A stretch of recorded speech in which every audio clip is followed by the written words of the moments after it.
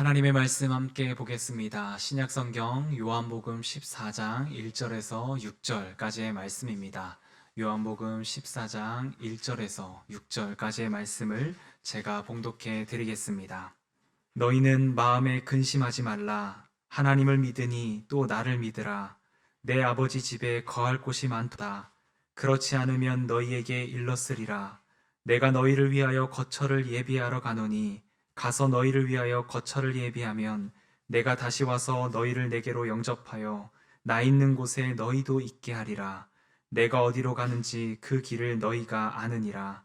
도마가 이르되 주여 주께서 어디로 가시는지 우리가 알지 못하거늘 그 길을 어찌 알겠사옵나이까. 예수께서 이르시되 내가 곧 길이요 진리요 생명이니 나로 말미암지 않고는 아버지께로 올 자가 없느니라. 아멘.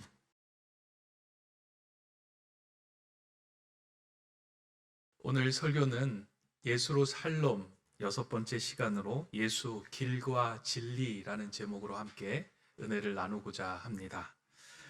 몇 해 전에 교역자 수련회로 제주도에 간 적이 있었습니다. 제주도의 펜션에 묵으면서 그곳에서 함께 이제 교역자들과 함께 계획을 하고 좋은 그 회의를 했었는데요. 어느 날 아침 제가 조금 일찍 일어나서 오늘은 좀 산책을 해야 되겠다라고 생각을 하며 숙소 주변을 둘러보니까 그 숙소 뒤편으로 길이 하나 이렇게 나 있는 것을 발견하였습니다. 아침에 그 길을 따라서 조금 걸어보자라고 시작했는데요. 그 길을 따라 걷다 보니까 목장이 나오기도 하고 양식장이 나오기도 하고 여러 가지 귤 농장이 나오기도 했습니다. 한참을 걷다 보면서 마음에 든 생각이 이 길이 끝이 어디일까 하는 궁금함이 생겼기도 하고요. 이렇게 가다가 더 이상 돌아오지 못하는 곳으로 가게 되는 것 아닌가 하는 그런 이제 두려움도 살짝 있었습니다. 그런데 한참을 걷다 보니까 그 길 끝에 나타난 곳이 어디냐면 바닷가하고 연결이 되어 있었습니다. 바닷가에 멋진 파도 치는 그런 장소에 도달해서 그날 아침은 아주 좋은 그 시간을 보내기도 했습니다. 이처럼 길이라고 하는 것은 그 길 끝에는 가야 할 목적지가 항상 연결되어 있습니다. 만약 길이 목적지가 없고 다다르는 곳이 없다면 그 길은 의미가 없게 되고 그 길을 걷는 사람들은 방황하게 될 것입니다. 길의 역할은 그 길을 따라 걷는 사람들로 하여금 목적지에 이르게 하는 것, 그것이 길의 역할입니다. 인생의 길도 마찬가지다라고 생각합니다. 인생의 길도 가야 할 목적지가 분명하게 있습니다. 만약 우리가 인생의 길의 목적지를 모르고 무작정 앞으로 나간다고 한다면 그 인생은 불안과 근심의 길이 되고 동시에 어디로 가야 할지 모르는 방황의 길이 됩니다. 오늘 예수님께서는 자신의 자기 선언, 자신을 드러내시면서 하신 말씀이 이와 같은 의미를 담아서 제자들에게 자신을 드러내며 말씀합니다. 6번째 자기 선언인데요. 예수님께서는 우리가 가야 할 인생의 목적지가 어디인지 그리고 어느 길을 택해 나아가야 하는지를 우리에게 알려주시면서 이렇게 말씀합니다. 오늘 본문 6절의 말씀입니다. 우리 함께 읽어보도록 하겠습니다. 예수께서 이르시되 내가 곧 길이요 진리요 생명이니 나로 말미암지 않고는 아버지께로 올 자가 없느니라. 아멘. 예수님께서는 제자들을 향하여 자신을 길이라고 말씀하셨습니다. 물론 그 외에 진리, 생명이다라고 말씀을 하시지만 오늘 본문에서 핵심은 길입니다. 예수님은 너희가 나가야 할 길, 인생의 길의 목적지가 어디인지 그리고 그 길에 들어서기 위해서 어떠한 길로 나가야 하는지 내가 너희에게 알려주겠다. 곧 내가 길이다 라고 제자들을 향하여 말씀해 주고 있습니다. 예수님께서 이렇게 말씀하실 수 있는 이유는 예수님은 자신이 가야 할 목적지를 정확하게 알고 계셨고 또 자신이 가고 있는 길을 제자들과 함께 따라가며 그 길을 인도할 때 그 제자들을 그리로 인도해 줄 수 있는 유일한 길임을 알고 계셨기에 길이라는 표현을 사용하신 것입니다. 예수님께서 자신을 드러내며 하신 모든 말씀은 철학적인 내용이 아닙니다. 실제 삶에서 우리가 일상 속에서 따라가야 하는 내용이며 실제로 우리가 살아내야 하는 내용들을 예수님은 언급합니다. 생명의 떡이다. 여기에는 철학적인 내용이 들어져 있지 않습니다. 예수님을 먹어야 산다라는 의미이고요. 세상의 빛이다. 너희 안에 있는 어두움은 예수 그리스도의 빛으로 인하여 밝아질 것이다 라고 말합니다. 이건 고민하거나 철학적으로 그리고 사상적으로 깨달아야 하는 내용이 아닙니다. 예수님은 내가 길이다 라고 하신 말씀도 길에 대해서 여러 가지 철학적인 내용이나 사상적인 의미를 담아서 이것을 풀어가야 하는 것이 아니고 우리가 걷고 따라가야 하는 길을 그것으로 우리에게 제시하며 말씀해 주신 것입니다.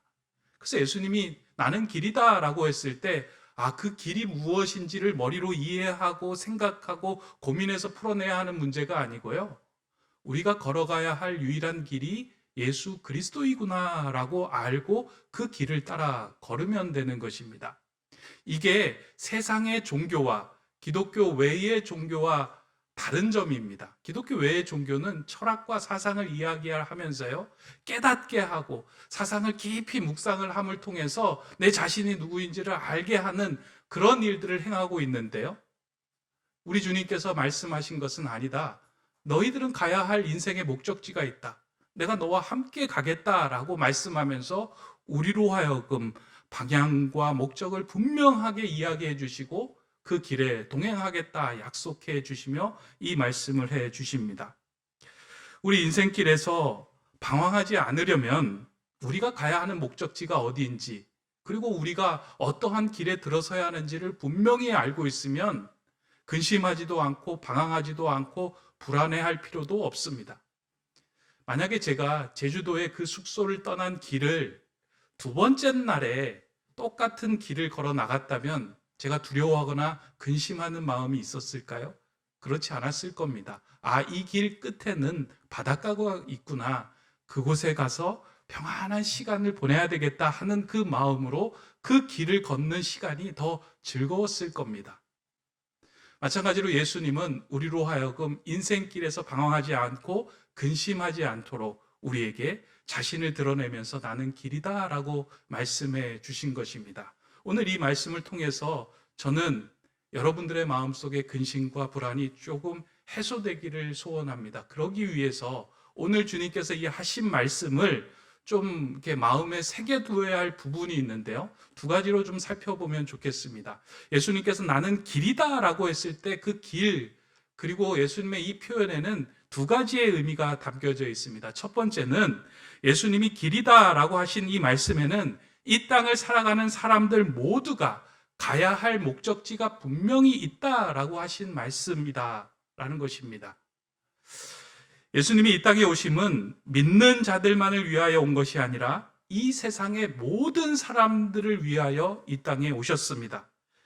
예수님은 이 땅에 오셔서 모든 사람들이 가야 할 그 목적지로 한 사람 한 사람을 인도하기 위하여 이 땅에 오신 것입니다. 본문 2절에는 이렇게 말씀합니다. 내 아버지 집에 거할 것이 많도다. 그렇지 않으면 너희에게 일렀으리라. 내가 너희를 위하여 거처를 예비하러 가노니. 예수님께서 우리 인생들에 가야 할 목적지를 어디라고 이야기를 하시냐면 아버지의 집이다라고 분명하게 말씀합니다. 인생의 길의 끝은 이 땅에서 죽음으로 끝나는 것이 아니라 이 땅을 살아가는 모든 사람들은 결국 아버지의 집에 도달하게 될 것이다 라고 말씀하고 계십니다. 이 사실을 아는 건 너무나도 중요합니다. 우리 인생의 목적지는 이 땅이 아니라 하나님의 나라이며 하나님 아버지가 거하시는 곳입니다. 이 말씀을 언제 예수님께서 제자들에게 하셨냐면 6월절 마지막 만찬의 자리에서 예수님께서 제자들에게 평소에 이런 말씀을 많이 하셨습니다. 내가 이제 너희들을 떠나야 될 것 같다. 내가 너희들과 헤어져야 될 것 같다라고 이야기를 하니까 제자들이 이제 마음이 많이 근심이 되고 불안한 거예요. 3년 동안 함께 지내며 하나님의 나라를 함께 이렇게 공부하기도 하고 함께 나누기도 했던 그 예수님이 갑자기 떠나겠다라고 하니까 마음에 근심이 되고 걱정이 되고 불안한 거예요. 그러다 보니까 이제 주님에게 그런 근심을 표현하는 자리에서 예수님께서 이야기하십니다. 내가 길이다. 내가 진리다. 생명이다. 걱정하지 마라. 내가 가야 할 곳은 지금 아버지의 집인데 내가 아버지의 집에 갔다가 다시 와서 너희와 함께 아버지의 집으로 인도할 것이다. 염려하지 마라, 두려워하지 마라, 불안해하지 마라 라고 하신 말씀입니다. 그러니까 목적지가 분명히 알고 있는 예수님은 그것을 제자들에게 말해주며 그들로 하여금 불안을 떨치게 한 것입니다. 이 땅을 살아가는 모든 사람들은 하나님 나라 아버지의 집에 가야 합니다. 이건 믿는 사람들에게만 해당되는 것이 아니고요. 믿지 않는 사람들, 하나님을 모르는 사람들에게도 모두 해당되는 진리의 말씀입니다. 그리고 모든 사람들은 그 아버지의 집으로 돌아가고자 하는 마음이 이 가슴 한켠에 자리하고 있습니다. 창세기의 내용을 들여다보면 그 내용을 설명하고 있습니다. 창세기 3장에 보면 하나님께서 창조하신 아담과 하와가 그들의 마음에 하나님 두기를 싫어해 에덴으로부터 떠나는 일이 벌어집니다. 그러니까 하나님께 범죄하였다라고 했는데요. 그 범죄는 단순한 행위가 아니라 하나님을 그의 마음에 두기 싫어하는 마음입니다. 그러니까 하나님과 단절된 그것을 이야기한 거예요. 샬롬이 깨진 상태. 그러다 보니까 자연스럽게 그들은 에덴을 떠나야만 했습니다. 이 에덴을 떠난 사람들의 마음 속에 그 깊은 마음 속에 담겨져 있는 것은 무엇이냐면 에덴으로 돌아가고자 하는 마음, 진정한 마음의 평안을 누리고자 하는 마음, 아버지 집으로 가고자 하는 마음이 그들 마음에 자리하고 있었던 것입니다. 아무리 세상에서 많은 성공을 누리고 많은 것을 소유할지라도 내 가슴 속에서 채워지지 않는 빈 구멍이 있는데 그 구멍은 아버지의 집으로 돌아갈 때 채워지는 것이며 아버지의 집에서 평안을 누리게 되는 것입니다. 그러니까 모든 존재는 그것을 가슴에 안고 살아가고 있는 것입니다. 이렇게 생각하면 될 것 같아요. 여러분들 가정에서 아버지하고 사이가 좋지 않아 불화해서 아들이 그 아버지의 집을 떠납니다. 난 다시 아버지 보지 않겠습니다. 그리고 집을 떠납니다. 떠나서 세상에서 열심히 일해서 성공을 누리고 소유를 많이 얻고 그리고 이름도 날립니다. 근데 이 아들의 마음에는 여전히 채워지지 않는 구석이 있는 거예요. 아버지에 대한 마음, 아버지의 집에 대한 마음. 그 집에 돌아가서 채우지 않고서는 여전히 빈 그 구멍을 가지고 살아가는 존재가 됩니다. 이건 세상의 그 어떤 것으로도 해결할 수 없는 부분입니다. 아내를 만나서 해결될 수 있는 부분이 아니고요. 자녀를 만나서 해결될 수 있는 부분이 아니고요. 재물을 가지고 해결될 수 있는 부분이 아닙니다. 오직 아버지의 집에서 아버지를 온전히 만날 때에만 해결될 수 있는 부분입니다. 그걸 우리가 가슴에 안고 살아간다는 겁니다. 누가복음에서 예수님은 이 표현을 조금 다르게 설명을 합니다. 집 나온 탕자, 둘째 아들의 비유를 가지고 설명을 합니다. 한 집에 두 아들이 있는데 둘째 아들이 아버지의 재산을 가지고 집을 나갑니다. 세상에서 살아가면 이보다 더 행복할 것 같고 세상의 길을 따르면 더 성공할 것 같고 세상의 길로 나가면 더 풍성한 것을 누릴 수 있을 것 같아서 재산을 가지고 세상의 길로 들어섰는데 시간이 흐르면 흐를수록 점점 행색이 삶이 초라해지고 형편이 어려워지는 상황을 경험하게 된 것입니다. 이건 재물적인 이야기만 아니고요. 영적인 상태도 동일하게 해당되는 이야기예요. 뭔가 풍성해질 줄 알았는데 시간이 지나면 지날수록 내 마음은 더 공허한 거예요. 그 둘째 아들의 마음에 있었던 것이 무엇이냐? 아버지의 집이었어요. 아버지였어요. 그리로 걸음을 옮겨야 되는데 그 걸음을 옮기는 것이 쉽지 않았습니다. 그러나 결국 아버지의 집으로 걸음을 옮겼을 때 그 길에 서서 계시는 아버지를 만났을 때 이 둘째 아들의 마음이 회복됩니다. 온전한 샬롬을 경험하게 됩니다. 성경은 이에 대한 이야기들을 계속해서 반복하고 있습니다. 우리가 이 땅에서의 삶이 마지막이 아니라 우리는 돌아가야 할 그 영원한 본향 처소를 가지고 있는 존재이다. 그 목적지를 알고 살아가는 사람과 그 목적지가 없이 살아가는 사람하고는 전혀 다른 인생을 살게 된다라고 말씀합니다. 이 땅을 살아가고 있는 이 시대의 사람들은 모두 아버지의 집으로 돌아가야 하는 둘째 아들입니다. 저도 그렇고요. 여러분도 그렇고요. 이 땅을 살아가는 사람들은 모두 둘째 아들입니다. 아버지의 집을 떠나서 생겨난 빈자리는 아버지의 집으로 돌아갈 때에만 채워질 수 있습니다. 그래서 그 길을 찾지 못하고 돌아갈 용기가 없는 사람들을 향하여 예수님이 말씀합니다. 내가 곧 길이요, 진리요, 생명이다. 우리가 예수님을 만나고 예수님 안에 거할 때 우리는 그 목적지를 향하여 나갈 수 있고 우리는 아버지가 주시는 그 평안을 누릴 수 있습니다. 이 땅을 살아갈 때요, 우리가 나중에 가서 만나게 되는 아버지의 집에서만 평안을 누리는 것이 아니고요, 예수님께서 가자고 하신 그 길에 들어서는 순간부터 우리는 평안을 누릴 수 있습니다. 왜냐하면 아버지 집과 연결된 길에 들어설 때는 이미 그 길을 떠난 모든 사람들은 아버지 집으로 향하는 마음, 그리고 그곳에 아버지의 그 사랑을 경험할 수 있기 때문입니다.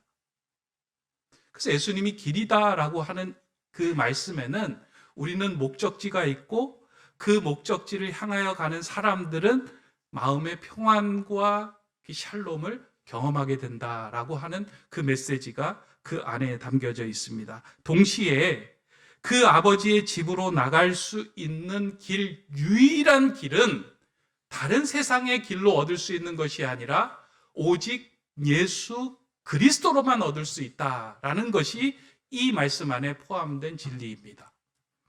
지난번에도 한번 말씀을 드렸어요. 이게 이 땅은 다원주의다라고, 다원주의 시대다라고 이야기를 했잖아요. 산에 올라갈 때 어떤 정점에 이르기 위해서 여러 가지 길이 있는데 세상 사람들은 여러 가지 길을 통해서 마지막까지만 올라가면 된다라고 이야기를 합니다. 불교를 통해서, 그 다음에 이슬람교를 통해서, 힌두교를 통해서, 여러 가지 종교를 통해서, 사상을 통해서, 그 명상을 통해서 올라가면 되지 왜 예수만 그 길이냐? 그런데 아버지의 집으로 나가는 유일한 길, 그냥 웨이가 아니라 더 웨이는 예수 그리스도밖에 없다라고 예수님은 말씀합니다. 왜냐하면 그곳에 갔다 온 사람만 그 길이 진리의 길이며 생명의 길임을 말할 수 있는데 예수 그리스도는 그 아버지의 집으로부터 이 땅에 오신 분이기 때문입니다. 그 길을 명확히 알고 있는 사람, 그 길이 될 수 있는 사람은 오직 예수 그리스도밖에 없습니다. 그래서 다른 사람들이 이야기하는 길은 전부 다 가짜입니다.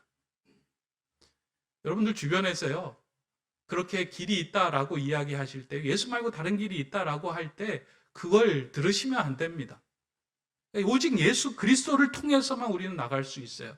분명한 목적지 아버지의 집에 도달할 수 있는 존재입니다. 이거를 믿을 때 어떠한 일이 벌어지냐면요, 우리 인생길에서 혹 인생을 잘못 접어든다라고 생각됐을 때요, 거기서 낙심하지 않을 수가 있는 거예요. 왜냐하면 예수 그리스도의 길에 들어선 사람들은 아버지의 집으로 가는 목적지가 있는데 그 여정 속에서 조금 힘들고 비가 오고 넘어지고 어려운 일이 생겼다고 해서 낙심하거나 좌절하지 않습니다. 왜냐하면 그 길이 끝이 아니라 결국은 예수 그리스도의 길 대신 예수께서 우리를 아버지의 집으로 인도해 주시기 때문입니다. 그 목적지에 도달하게 만드시기 때문입니다. 여러분 삶에서요, 하나님의 은혜를 가장 많이 경험했을 때가 언제입니까? 평안할 때일까요? 아니면 인생이 꼬이고 막 길을 잃어버렸을 때일까요? 저는 제가 인생 경험 중에서요, 인생이 꼬이고 길을 잃어버린 것 같은 상황에서 하나님을 붙들고 간구하며 기도했을 때 하나님의 은혜와 한대의 경험을 제일 많이 했던 것 같아요. 그리고 나면 한층 더 부쩍 하나님께로 가까이 나간 것 같은 느낌을 경험해요. 그래서 인생에 꼬이고 어려운 길들은 나를 막아서는 게 아니라 하나님께로 더 가까이 나가게 하는 지름길이다라는 그 은혜를 경험하게 되는 거예요. 우리 목적지로 한 발 한 발 더 빨리 나가게 하는 은혜의 지름길을 경험하고 있는 것이다. 혹시 여러분들 지금 신앙생활 하면서 왜 이렇게 내 인생길이 이렇게 막힌 것 같고 답답하고 꼬인 것 같지? 염려하지 않으셔도 됩니다. 주님의 길에 들어선 사람은, 주님의 손을 붙잡고 있는 사람들은 반드시 아버지의 집에 저와 여러분들을 인도하시며 그곳에서 진정한 평안과 살롬을 누리게 하실 것입니다. 지금은 이해되지 않지만 나중에 지나서 아버지의 집에 도달했을 때, 하나님께서 이 일을 통하여 지금 이 인생에서 비를 맞게 하시고 이를 꼬이게 하시고 우리로 하여금 하나님을 더 찾게 하시는구나라는 것을 깨닫게 하실 것입니다. 근데 이걸 미리 깨달으며 살아가는 것이 목적지를 알고 있는 사람들이 할 수 있는 은혜요, 힘이요, 능력이다라는 겁니다. 그 목적지를 분명히 마음에 새기고 나아가는 저와 여러분 되시기를 주님의 이름으로 축원합니다. 두 번째, 예수님이 길이다라고 하는 말씀에는 그 길을 함께 걷자라고 하는 초청의 메시지가 있습니다. 오늘 본문 3절을 보면 예수님께서 이렇게 말씀하십니다. 가서 너희를 위하여 거처를 예비하며 내가 다시 와서 너희를 내게로 영접하여 나 있는 곳에 너희도 있게 하리라. 예수님께서 십자가의 길을 가셔서 그 길 끝에 있는 아버지의 집에 도달하셔서 거기서 우리를 향한 거처를 마련하시고 난 후에 다시 오셔서 우리와 함께 그 길을 가게 하겠다, 길로 가게 하겠다라고 말씀하십니다. 성령님으로, 말씀으로 우리로 하여금 그 길을 함께 걷자라고 요청하고 그렇게 하시겠다라고 말씀하시는 메시지가 나는 길이다라고 하는 메시지예요. 저는 여기에 아주 중요한 믿음의 원리가 있다라고 생각을 합니다. 우리는 믿음이라고 이야기할 때요, 입으로 시인하고 그냥 고백하면 우리는 믿음 생활 잘하고 있다라고 생각할 때가 있습니다. 근데 믿음은요, 그냥 우리가 단지 입으로 주님 믿습니다, 이걸로 우리가 믿음 생활 하고 있는 것이 아니고요, 믿음이라는 건 주님과 함께 그 길을 따라 나서는 것이고 그 순종의 길에 들어서서 살아가는 게, 그게 믿음의 삶입니다. 이게 아주 중요합니다. 그러니까 믿음은 하나님이 우리 아버지시고 예수 그리스도가 하나님의 아들이심을 내가 믿습니다 라고 입으로 고백하는 것에서 그치는 것이 아니라, 머리와 입으로 외우는 것이 아니라 그 믿음의 길 안으로 들어서서 주님과 함께 걸어가는 것, 그것을 이야기한다는 거예요. 지난번에 한번 말씀드린 기억이 있는데요, 제가 이제 교회에서 목회자로 살아가면서 이제 절에 다니신 분들이 와가지고 이제 이렇게 가끔 이제 상담도 하고 처음 교회 이제 생활을 할 때 접점이 뭐 있을까라는 생각을 하면서 이제 제가 이제 불교의 경전에 대해서 조금씩 이제 공부를 했습니다. 책도 보고요, 어떤 내용일까. 그러다가 이제 제가 본 책 가운데 이렇게 좀 접점이 잘 될 수 있는 그 책이 하나 있었는데, 그게 이제 반야심경이라고 하는 책이었거든요. 이 책이 짧습니다. 그리고 반야심경 자체가 264자밖에 안 돼요. 한문으로 4자씩 264자밖에 안 돼요. 그래서 이제 만만하게 보고 들여다보았는데, 사실은 반야심경이 불교에서 가장 어려운 철학적인 사상을 담고 있는 책입니다. 그래서 여러분들이 알고 있는 뭐 공즉시색, 색지시공 뭐 이런 단어가 그 안에 담겨져 있는데요, 이해하기가 어려워요. 그러다 보니까 이 책의 이제 끝머리에 뭐라고 이야기를 하고 있냐면, 반야심경 끝머리에 이 앞에 있는 것들 다 이해하지 못해도 된다. 너희들이 지혜의 언덕, 피안의 언덕, 열반으로 이루어가기 위해서 내가 너희들에게 주문 하나 알려줄게. 이 주문만 외우면 그 나라로 갈 수 있다 라고 하면서 이제 가르쳐준 주문이 있는 거예요. 이 주문은 뭐 절에 다니는 사람이나 교인들이나 다 알고 있는 주문이죠. 아제, 바라아제, 승아제, 모지사바하. 이렇게 이제 스님들도 외우고 절에 다니는 사람도 이제 이걸 외우는 거예요. 이게 건너가자라는 뜻이거든요. 그 피안의 언덕으로 나를 건너가게 한다라는 이야기거든요. 근데 이 주문만 외우면 그리로 건너가게 해줄 거야. 걱정하지 마. 너희들이 이 땅의 삶이 어떤지 상관없어. 그 주문만 제대로 외우면 너를 그리로 열반으로 건너가게 할게. 이 주문만 외우자라고 준 게 이 아제 바라아제예요. 이러한 이야기를 들으면, 야, 뭐 불교는 뭐 주문만 외워서 가냐?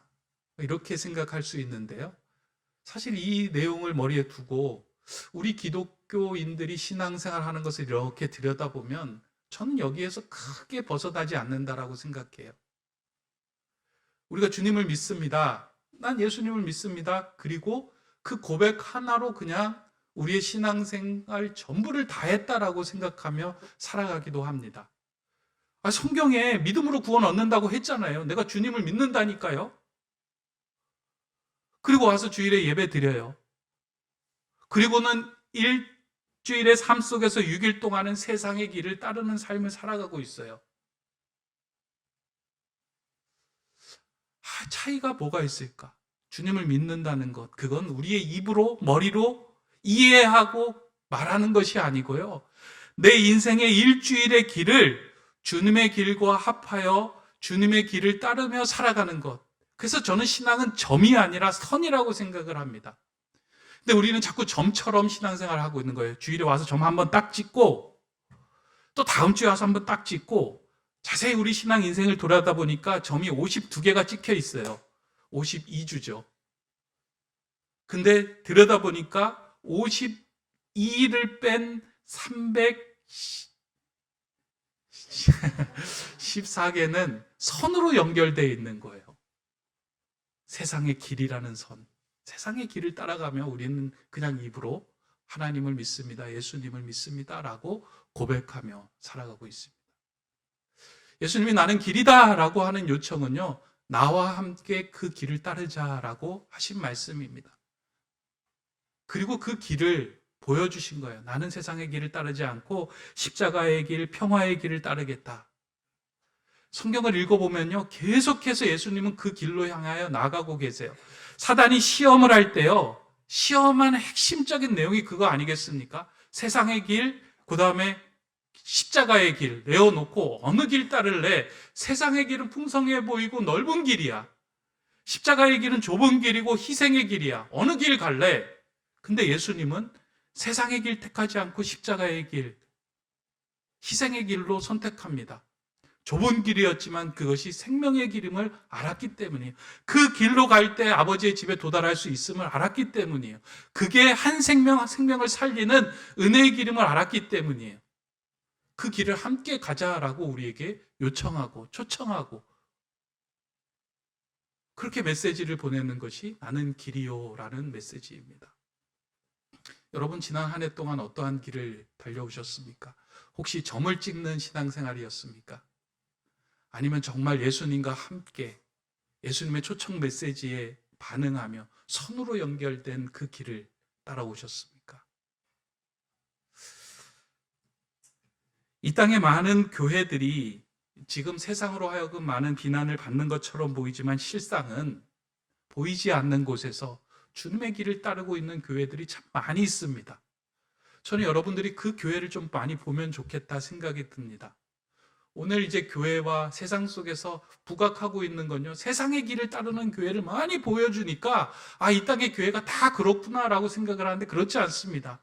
수많은 교회가 세상의 길 버리고 소외된 곳, 그리고 낮은 곳, 천한 곳, 그리고 아픈 곳으로 나가며 희생을 겸하며 그들을 돕고 있는 삶을 살아가고 있습니다. 그래서 교회가 소망이 있고요, 힘이 있는 거예요. 여러분들도 제가 보니까 어떻게든 그 주님의 길을 따르고자 하는 마음들이 여러분들 안에 있는 것을 제가 많이 느낍니다. 그래서 저는 우리 교회가 참 좋습니다. 이제 세워진 지 채 2년밖에 안 된 우리 교회가 좀 우리 이웃을 위해 돕는 일을 하자라고 이야기했을 때 저는 우리 교인들이 막 반응하고 함께하는 것이 참 이렇게 보기 좋고요, 너무 귀하다라는 생각을 했습니다. 추수감사주일 헌금 우리 잘 이렇게 해달라라고 요청을 드렸는데요, 생각보다 많은 것을 해주셔가지고 제가 이제 김장김치 후원하는 곳에 가보니까 풍성하게 박스를 이제 이렇게 마련해서 주변을 돕는 아주 귀한 일들을 했습니다. 근데 보다 많은 후원을 해주셔가지고, 헌금을 해주셔가지고 남는 부분을 어떻게 우리가 또 쓸 수 있을까 고민하고 있는데 옆에 경찰서에서 연락이 온 거예요. 그래서 하시는 말씀이 지금 태계원에 좀도둑이 있는데 그 좀도둑을 좀 예방하는 일을 좀 했으면 좋겠습니다. 그 무슨 일이 필요하십니까? 그랬더니만 이제 어려운 집이나 그 다음에 이제 그 독거 가정들이 사는 집에 방범 그 배를 좀 설치를 해주면 좋겠다. 이렇게 문이 열리면 빠바박 소리 나는 거 있잖아요. 그거 좀 설치하면 좋겠다. 근데 예산이 없어서 고민하고 있었는데 마침 또 우리 세운교회가 그 역할을 감당할 수 있으니 너무나도 귀하다. 그래서 저희가 400개를 또 해드리도록 했습니다. 놀라운 건 교회에서 이제 준비한 그 김장 헌금하고 방범 헌금하고가 너무 이렇게 딱 맞는 거예요. 하나님께서 또 이렇게 교회에 할 수 있는 만큼 또 길을 열어주시는구나. 그런 생각을 하고 있었습니다. 그런데 이제 그 지난주에 또 어떤 집사님 한 분이, 목사님, 교회가 그렇게 김장도 후원하고 여러 가지 일을 하는데 제가 이제 아는 곳에서 과자하고 음료수를 좀 후원한다고 하는데 이거 좀 받아서 같이 보내주면 좋겠습니다. 그 이야기를 듣는데요. 하나님이 이렇게 이야기하시는 것 같아요. 열심히 하니까 내가 1+1 해주겠다. 열심히 교회 살림 챙기는 일 말고 바깥으로 너무 부족하지만 조금이지만 바깥으로 눈을 돌리고 그 길을 나서려고 하니까 1+1 내가 너 응원할게, 함께 갈게, 잘 가고 있는 길이야 라고 이야기를 하시는 것 같아서 참 마음이 좋더라고요. 근데 이 일이 점이 되지 않게 하기 위해서, 선이 되게 하기 위해서 우리가 이웃 세움터 세운 거 아닙니까? 조국 공간을 위해서 이웃을 세워가고 또 그 역할을 감당하기 위해서 세운 거 아닙니까? 교회는 나름대로 주님의 길을 쫓고자 애를 쓰고 있습니다. 여러분들 한 해 여러분들의 삶을 한번 돌아보시기 바랍니다. 여러분들의 삶 속에서 주님의 길을 쫓아가며 조금이라도 하나님과 더 가까워졌는가? 조금이라도 이웃과 가까워졌는가? 조금이라도 내 자신과 가까워졌는가? 조금이라도 주님의 길을 가기 위하여 내 이웃과 가족들을 위해서 헌신하고 십자가와 희생의 길을 걸어간 적이 있는가? 만약에 그 길을 걷고 있지 않는다면 우리는 여전히 아재아재 발야아재, 예수는 그리스도이십니다, 그걸 머리로만 외우고 믿는 신앙에 불과한 것입니다. 예수님 길입니다 라고 이야기하는 건 이해하라고 주신 말씀이 아니고요, 나와 함께 가자, 내 길 걷자, 아버지가 너희 마지막에 너를 환대한 것처럼 너도 이 땅에서 그 아버지의 손과 발이 되어 이웃을 환대하는 길로 가자, 그 삶을 살자라고 요청하는 겁니다. 저는 우리 교회가 그 길을 걸으면 좋겠다, 그 길로 함께 가면 좋겠다라고 생각합니다. 그러면서 지난 토요일에, 그러니까 어제죠, 어제 이 아침에 이 자리에서 이제 시편의 말씀을 읽고 묵상하며 나누는데요, 그 말씀 한 구절이 이렇게 저하고 우리 교회에 주신 말씀이다라는 생각이 들어서 이렇게 크게 위로를 받았습니다. 시편 85편 8절의 말씀을 보니까요, 이렇게 기록이 되어 있습니다. 내가 하나님 여호와께서 하실 말씀을 들으리니 무릇 그의 백성 그의 성도들에게 화평을 말씀하실 것이라. 그들은 다시 어리석은 대로 돌아가지 말지로다. 주님이 우리 교회에 하실 말씀을 들으려고 애를 썼더니만 그 주님께서 하실 말씀은 다른 게 아니에요. 화평하라 하신 그 말씀이에요. 화평이 뭐예요? 샬롬이 뭐예요? 오늘 한 해 동안 열심히 달려왔는데 하나님과 더 가까워지는 거, 이웃과 더 가까워지는 것, 내 자신과 깨어진 부분들을 회복시키며 관계가 모든 것들이 회복되는 그 길로 나가는 것, 가정이 가까워지는 것, 내가 용서하지 못했던 사람들에게 용서하는 마음이 생기는 그 가까워지는 것, 그것이 점점 멀어졌다면 어리석은 대로 돌아가는 거예요. 그러나 가까워졌다면 그것이 주님의 길로 나가는 겁니다. 오늘 이 말씀이 저와 여러분들의 마음에 새겨지기를 원합니다. 우리는 분명한 목적지를 가지고 있는 사람이다. 아버지의 집에 가야 할 사람이다. 그 아버지의 집에 가기 위해 유일한 길은 예수 그리스도인데 그분을 입으로 외우는 것이 아니라 그분과 함께 동행하고 그분이 걸어가셨던 그 길을 함께 걷는 것이다. 그럴 때 하나님은 우리에게, 우리가 걸어가고 있는 이 인생길에 은혜를 주시고 평안을 주시고 힘을 주셔서 그 길을 걸어 마지막까지 완수하게 하실 것입니다. 그 주님의 은혜를 경험하며 예수 안에서 샬롬을 누리시는 저와 여러분 되시기를 주님의 이름으로 축원합니다. 기도하겠습니다. 우리의 길과 진리와 생명이 되시는 하나님, 이 시간 우리의 인생의 길이 되신 주님 앞에 나와 예배하게 하시니 감사를 드립니다. 주님, 진리와 생명이 되는 길이신 주님을 평생 떠나지 않게 하시고 함께 걸으며 아버지 하나님께 도달하는 그런 귀한 인생 되게 하여 주시옵소서. 특별히 그 길을 함께 걷기 위하여 모인 우리 공동체를 축복하여 주시사 길을 찾는 자들에게 빛을 비추는 등대가 되게 하여 주시옵소서. 하나님, 입으로만 외치는 믿음 생활 되지 않게 하여 주시고 주님이 걸어가셨던 그 길을 나도 따라가며 주님과 손을 잡고 기쁨의 길을 걷는 주님의 동반자 되게 하여 주시옵소서. 예수 그리스도의 이름으로 기도드립니다. 아멘.